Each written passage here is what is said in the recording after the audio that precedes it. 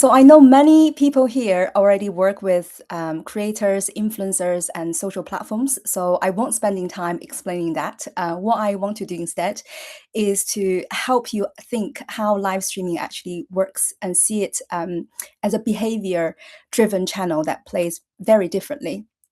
A lot of brands tell me that they've tested live and they say it worked, but some of them say it didn't, and almost all of them not sure about why. So today I want to talk through what's really happening underneath live. Um, Let me just find my button. So sorry. One sec. All right, here it is. Right. Ooh. Okay, see my slide moving? Yes. Okay, I keep this part very short. So just quickly, Next Wave is the work I do now alongside brands and agencies who are trying to grow through TikTok, whether that is creators, live or influencer strategy broadly. And most of the people we worked actually are not starting from zero. They usually already spending money somewhere on creators, on ad, on content, but they are not sure how it translates into real business. So we focus on helping teams connecting those dots and how creators fit into those growth and how live fits into the funnel. So everything I'm sharing today comes directly from that work. Right, let's get started. So firstly, let's look at why most TikTok live tests fail. So many brands don't fail at live because they choose the wrong creator or the wrong product. They fail actually because they expect a very early answers too quickly. And what usually happens is this: a brand plans a live streaming session, and often as a one-off. They put pressure on what sessions to prove whether live is worth doing at all. So when the results feel unclear and the conclusion is that live doesn't work for them. So the issue is that live streaming doesn't actually give straightforward answers after one attempt. It behaves very much like a learning system than a delivery channel. So when live streaming runs and TikTok is paying attention to patterns rather than outcomes, and it's looking at how people enter, how long they stay, and whether they interact and what happens after. So those signals don't mean much in isolation. So why one live session doesn't actually tell the system very much. And what matters is what happens when the lives show up again and again and again.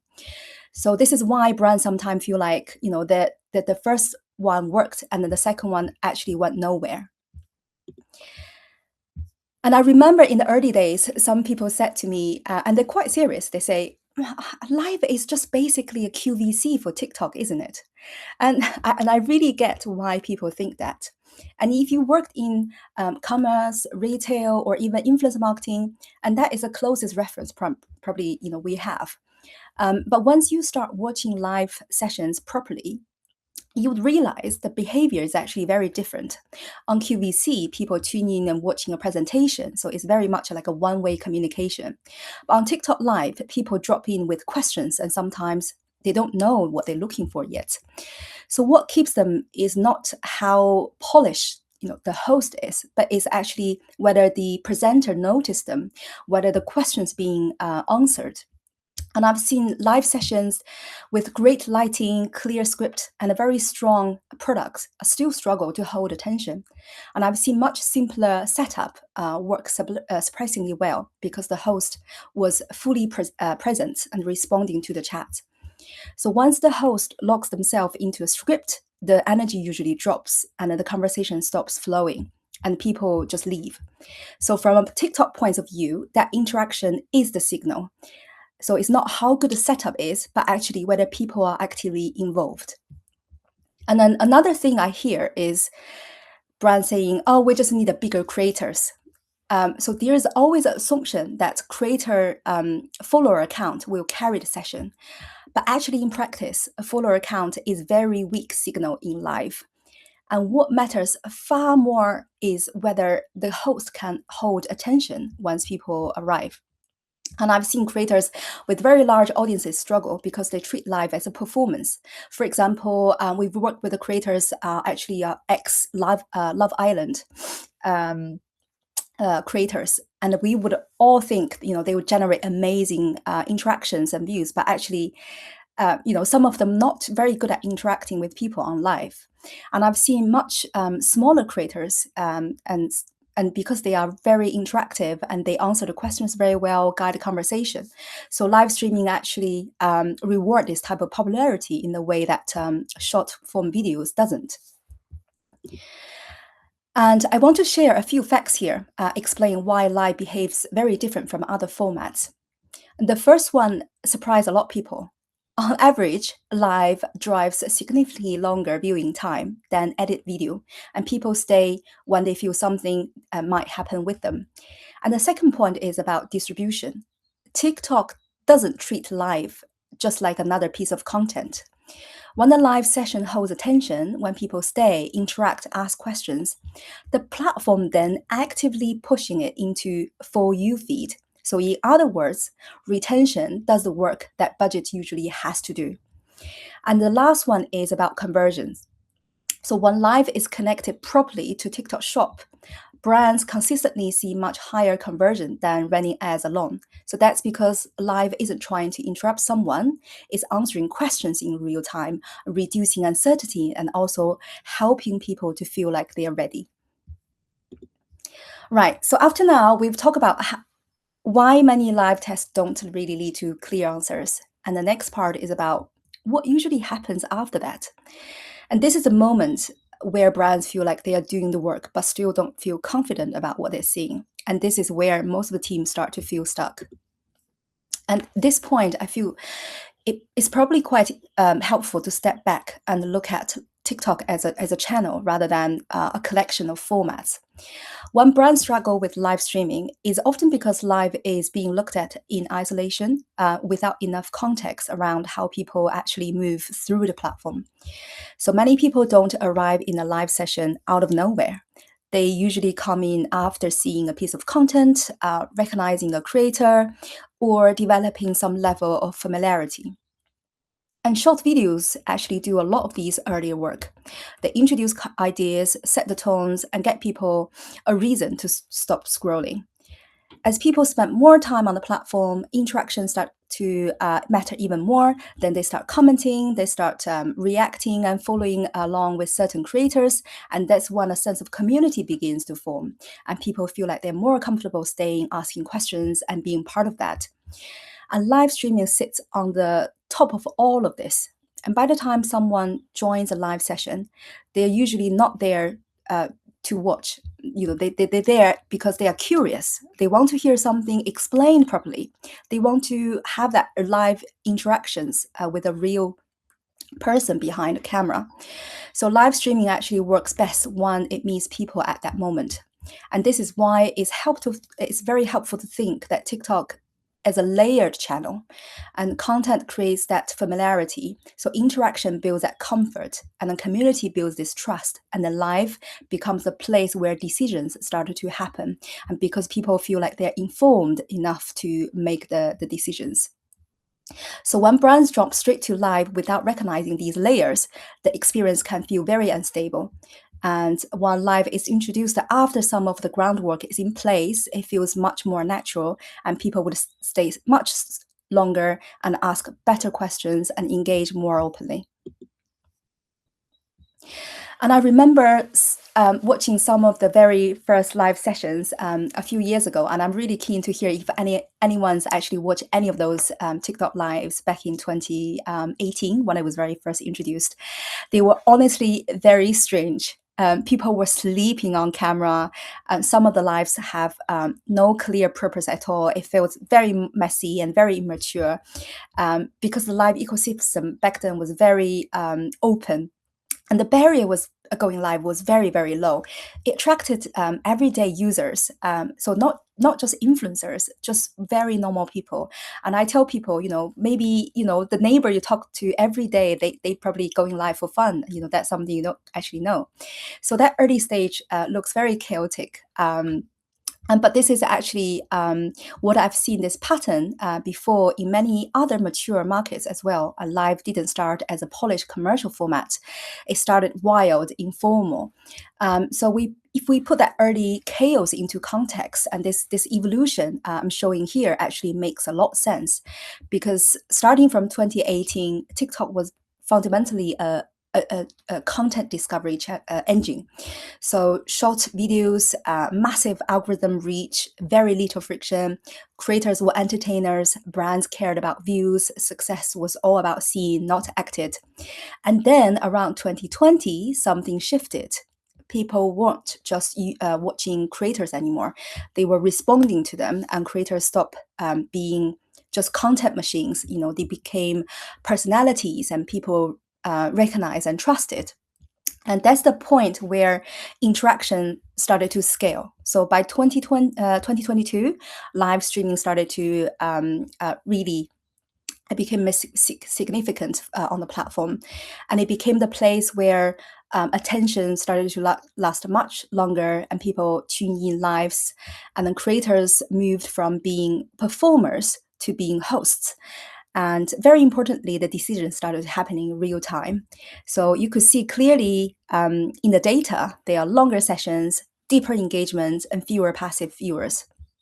And this is a key shift, which is now we look at live as commerce infrastructure, which creators are no longer just entertainers, and they are able to become operators, and they are actually guiding journeys, not just telling stories. So I want to pause on this for a moment because this line sounds very simple, but actually explains a lot for what people feel confused about live. So live earns longer attention than short form where interaction is present. I remember early on when I was still at TikTok, some people say live doesn't win because it's entertaining, it wins because it responds. So on the short form videos, it is amazing at grabbing people's attention, and people scroll, they watch, they move on. It's very fast, it's efficient, and it's very one way. Whereas live is very different. So attention builds because something is happening with you and not just in front of you. And live streaming works because it helps people to feel ready. And most people join with the questions or uncertainty, especially for higher consideration products. And live gives them space to see how something works, ask questions in real time, and understand it properly. So when a conversation happens, usually because someone has moved from uncertainty to confidence. And that's why live fits naturally into a longer decision journeys. So this is the part where things usually click for brands and agencies, because once you understand how live behaves, it changes what you optimize for day to day. And the first shift is from reach to behavior. So for a long time, we've been trained to think that reach comes first. And everyone works in influencer marketing also knows about this. What is the impressions? What is the reach? Get the views, everything else follows. But actually with live, it's the other way around. What actually drives that distribution is what people do once they arrive. Do they stay? Do they ask questions? Do they interact? So the behavior creates the signal, and then the signal is what unlocks the reach. And the second shift is from content output to live performance. And this isn't about how many pieces of content you produce, it's actually about consistency and learning. So sessions get better because you run them regularly and you notice people drop off, and then you adjust how you talk about the products, and then how you improve week by week. And then the third shift is from campaign to system. So brands that actually win live aren't necessarily the biggest spenders. They are the ones with better executions, very clear setups, roles, and then they have amazing hosts who know what questions are coming and how to answer them. So up to now, we've been talking about why life behaves differently and why expectations often don't match reality. And the next part is about what's actually happening under the surface when the live goes live. And I often explain live like this. It is a form of a performance built around the interaction. And it's much closer to performing on a stage than running a piece of content. So if you've ever been to a small theater or watched a good stand-up set, you notice the same thing happens. The performers call people out, reacts to the room, changes the pace, responds to energy. So people feel seen and they want to stay longer. So live works the same way. When a host says someone's name, answers a comment, or reacts in the real time, people stop scrolling because they feel like they're involved. And that staying is the most important signal in the system. So from the platform side, live always start with a very small amount of complementary traffic, and this is something a lot of people actually don't know. So think of it as a TikTok saying, let's see what's happening here. Let's see how this live is going. So they give a new streamer a complimentary traffic, and a few viewers come in. The system then watch what they do. Are they staying? Are they commenting? Are they interacting with the host? And what is the host saying back to them? So when people drop off quickly, then the traffic slows down. And if people stay, then more viewers will come. So this is why entertainment matters so much. And the system isn't looking for perfection, it's actually watching how the room behaves. And once people are in the room, interaction becomes accelerator. So I've seen rooms where the content itself is very simple, nothing fancy at all, but the host was constantly talking to people, calling names, answering small questions. So the interaction tells the system that this room is holding attention in a way that feels human. And when that happens, then TikTok is much more comfortable sending new viewers because it knows they are likely to stay. And if you watch live sessions closely, the buy-in moment is never really dramatic. It's because someone's suddenly being pushed into. It's not like someone's suddenly pushed making decisions. It's more like they go from I'm just watching and to now okay I get this now. So that's why live works so well for products or services that need explanation, reassurance, or context. So people can ask very specific questions. They can see how something works and they can hear someone responding honestly in real time. So, for the system's point of view, this matters a lot. TikTok isn't just tracking the clicks, it's observing whether people stay through those moments. And if viewers actually stick around after questions are answered, after demos, after explanations, and the live is helping make sense of everything. So that's when commerce feel natural, and then because the decision happen inside the content. And here I want to give an example. I don't know if anyone's seen the news that Samsung went live just a few weeks ago, and it's really, really, really a big milestone, I think, for the UK market to see a big brand now going live. Started to selling products and but also doing lots of useful content and Q&A there. And it's a perfect example of how brands can use live in a very practical way. So when you watch these sessions, the focus isn't just pushing people to buy immediately. A lot of the time, the live is about showing the product in real situations and someone holding the phone, using the camera, and comparing models side by side. So things like battery lives, camera quality, and the questions that are hard to answer, then they get answered properly. So what interesting is how live can do that job to help people to understand more and to remove that hesitation. So they wouldn't normally just search for, oh, is it too big? How different is it from the last model? Would this work for what I need? So Samsung use this live streaming moment to help making that decision before purchase when people are still not sure. And this is something quite incredible. And this is in China on Douyin, which is equivalent, the Chinese version of TikTok. And this is an example I'm really keen to show because it's coming from a brand to airline brands, Air China and China Eastern. Airlines don't really have a product demo problem. Everyone knows what flight is.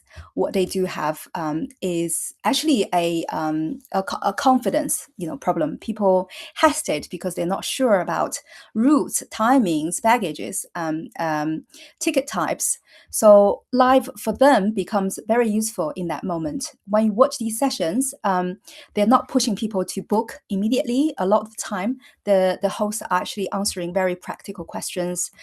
Which destinations are available right now, what different ticket types mean, what happens if a plan change, things like normally require reading small print or calling customer services. What is powerful is all of this happens in public. So if one person asks a question, a hundred others would listen to that answer. So um, suddenly it's all become very clear to all of the crowd. And then Philips is another very good example of how live works when you stop treating it as a one-off moment. A lot of Philips products don't actually need that big, brand moment because they are all very practical, day-to-day use, high-tech products. So what they do need, they need lots of explanations around how things work, how to use it properly, how to maintain it, whether it's actually better than the alternatives they are considering. So live gives this kind of space for when you watch these sessions, so they are not so they don't feel rushed into just a 30 seconds video. It's actually there's someone explaining how to use the product, and show the small details you wouldn't notice. So people stay in these lives actually tend to be more engaged because they know what they're buying, what to expect, and how it fits into their life. And that usually leads to a fewer returns afterwards. So, and let me talk about why good life results are actually very hard to repeat. And even when brands are looking at the same examples, and trying to copy them, most of the time it's not because the brand isn't good enough or the product isn't strong. It's because life um, punishes very common behaviors. The first one is over commercializing the room. So the moment life starts sounding like a sales pitch, then people leave basically. And another issue is treating TikTok like just any other platforms. So a lot of brands bring habits from Instagram, from YouTube, or even TV. Trying to fix a script, trying to fix the talking points, but live streaming doesn't actually really work like that. So it follows its own rules, and it watches how people behave second by second, and it responds to that. So if the stream doesn't match the way user expect to interact on TikTok, then the distribution drop very, very quickly. And then the third one is around offers. So live response to strong and urgency exclusivity. So if there's no clear reason to act now, people watch passively or leave. And the last one is what happens behind the scenes. A lot of the brands run live without a system. They just one-off creators, inconsistent schedules, no clear format. So when things aren't repeated, then the platform can't really learn who to send into the room. So every session has to start from zero again. So over time, that makes the performance feel really, really random. And when that actually happens, then it's not working for the brands anymore. Okay, so we talk about how live behaves and why some brands get momentum and some others struggle. So let's bring this back to practice and how, what does this everything mean? So if the brands want to start now, then what makes a successful live? Actually, if if a brand started to use live for anything they would want to do, then definitely don't never optimize for followers and fame and polish. Like I mentioned earlier, get someone they feel like they have more followers and they want famous people, someone who looks more better on the camera, but actually live rewards people who are comfortable of being present, people who can respond quickly, and people who have the I often call it like a charisma to be on live. And often you'd find they're not necessarily those influencers who are perfect at creating those polished videos. They are actually different type of live hosts. And I remember some of the early brand lives I watched internally, and some of them were quite awkward, and some of them are very messy. So that was again like when brands don't actually know what they could do for a meaningful first live test, and then they often look at the wrong thing. So the first thing I always look at is the host. Again, they don't have to be famous. They don't really need to be that polished. They just really need to know how to engage. And the second one is right setup. there doesn't have to be a very polished studio, but as long as there's a clear audio, stable framing, and a very good background. And they need to have a very clear reason on why they're going live. So is this live about explaining what how the product does, works, or answer Q&As, or purely selling? So they have to optimize for live streaming, not the way it works for other platforms. And then irritation is super important, and then they need to learn from every live, and they need to create this feedback loop to understand how they are gaining these learnings from each live, and then review that. And here I want to share a few examples of what a professional live studios will look like. I was saying, like, the brands does not need to have a polished studio to start with, but here I want to almost give you a picture of what a future market could look like when live streaming become more mature. And the first two examples are from China. I had a privilege of visiting these live streaming studios last year in Hangzhou. So they, the pictures and the videos doesn't do it justice, but they honestly can be more professional than the professional, the TV studio setup. They have all the lights, they have the professional stage. The entire studio actually has got maybe 15, 20 floor building, and they have different floors for staff, for clothes changing, for production teams, and they even have a training team, a talent team helping to train these creators doing different performances, and they have different producers. I mean, that is just another level. Like one live streaming becomes so mature, and each live, they have presenter, different host, and they have a team of 5 or 6 sitting behind the screens and monitoring everything. And on the right, those two pictures are actually the live streaming studios in Romania. So I visited them when I was at TikTok. So this was last year as well. So as you can see, it's already emerging across UK and Europe. Oh, actually, sorry, one was in UK and one is in Romania. So these are actually emerging already to UK and European agencies. So these creators, each of them have a different room, and they would clock in every day as their full-time job, and they would stream full-time there. And they even hired a creative director to do the wall as a creative background, and they change every month to set up different themes to facilitate the best live streaming they can host. I genuinely found this really fascinating, seeing them in the Western markets.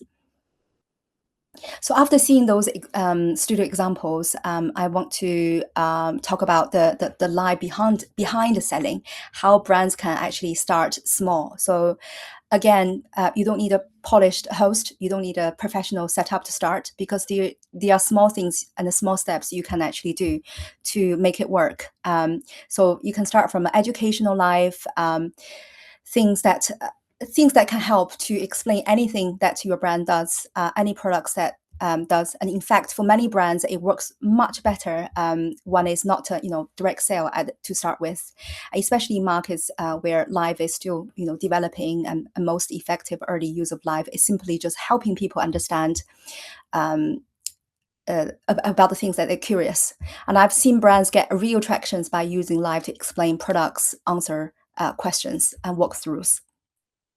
And the Q&A sessions are also super helpful, which you get more engagement in the live session itself as well, and as well as the use case explanation.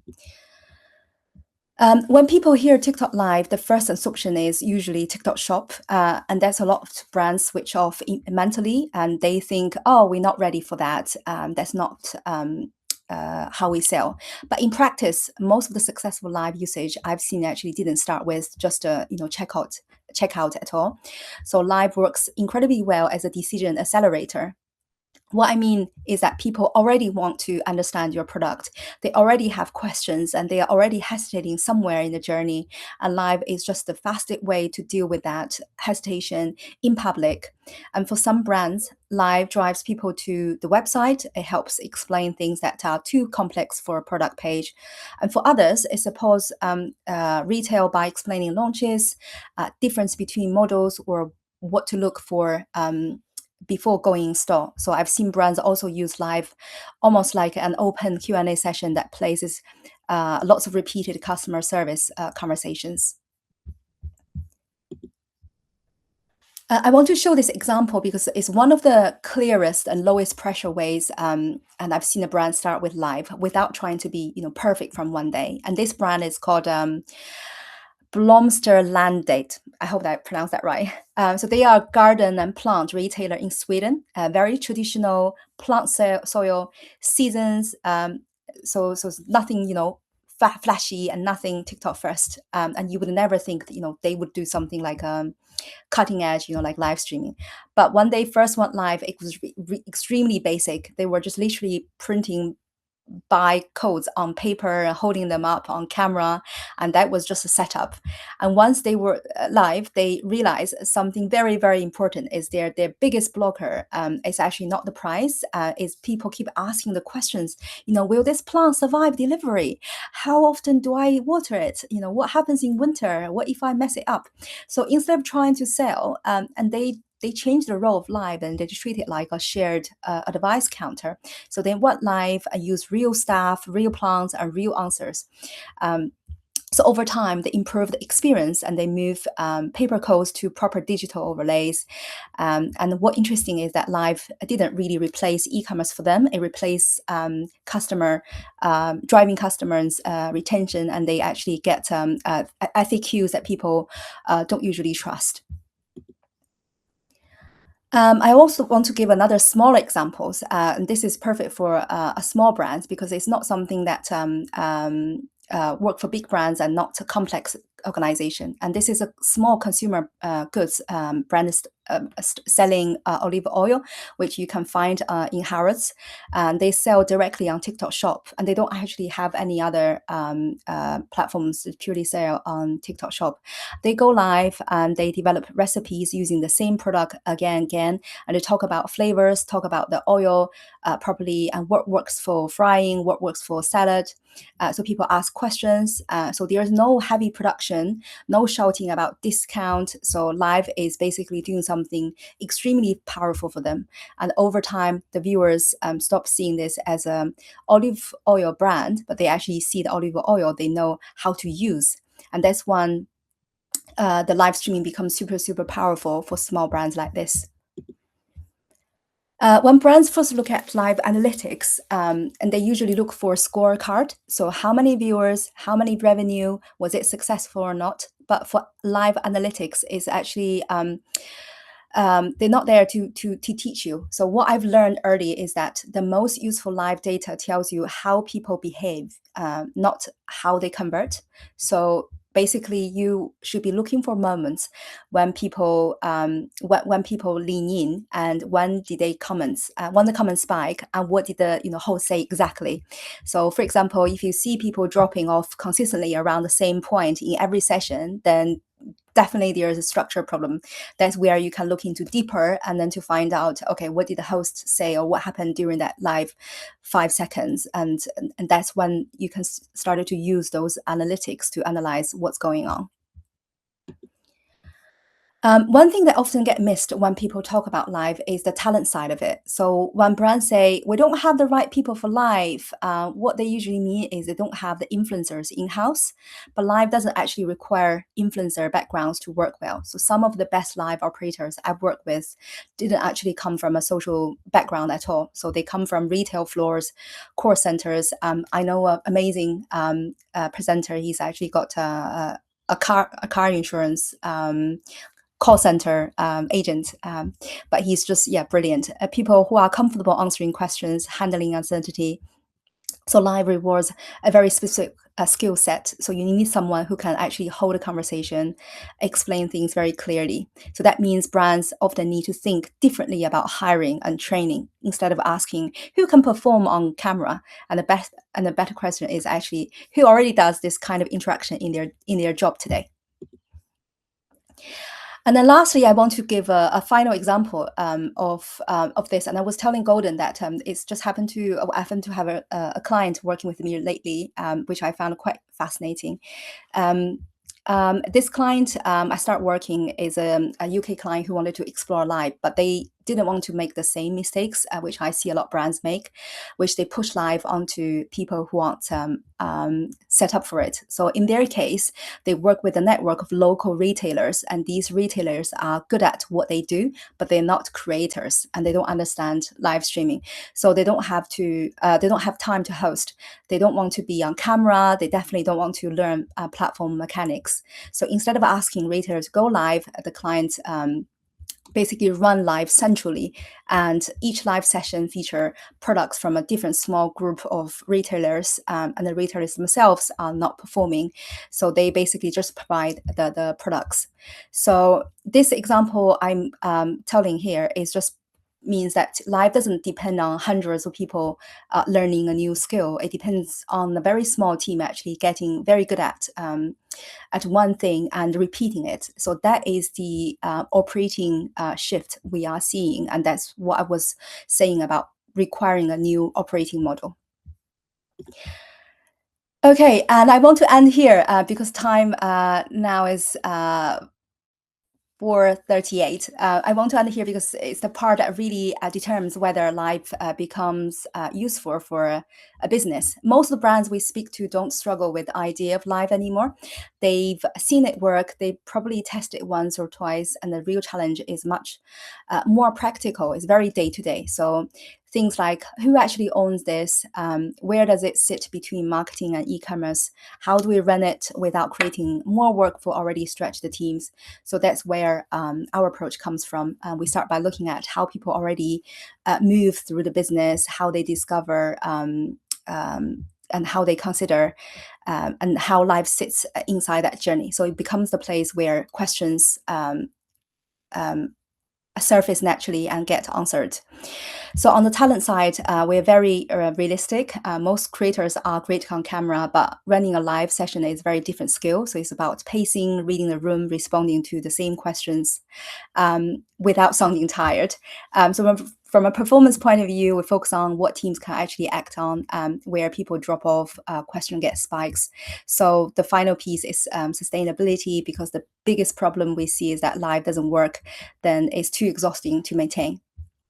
So this is the kind of life we believe in. At the end of the day, the goal is very simple: build a way of working that teams don't have to fight against. We want to help the business move forward in a very practical way, and this is the kind of work we focus on at Next Wave.